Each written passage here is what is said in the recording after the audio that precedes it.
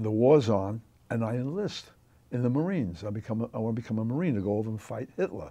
Hitler was very strong then. And they tell me, in order to become a Marine, I go to the recruiting station, you have to, my mother would not get an allowance as a volunteer.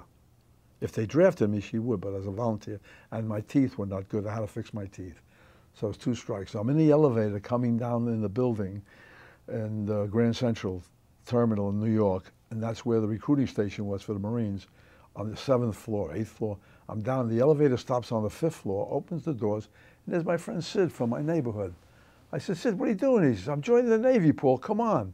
I got off the elevator with him by shift. I joined the Navy. That's how I got into the American Navy, World War II. I joined right there. They gave my mother an allowance. They fixed my teeth in boot camp up in Sampson, New York. And then I went ready to go overseas. A couple of guys were wounded, but they sent me to engineering school in the Navy. That's the difference.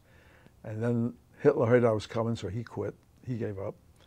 And then I was getting my orders out of engineering school with a whole CB group, construction battalion group, Navy group, and they were going to put me on amphibious forces to make the landing in Japan. And they dropped the atom bomb. And my orders were rescinded. I got out of it, I came home, and then I came back, came home. But that's where we're all, that's my education.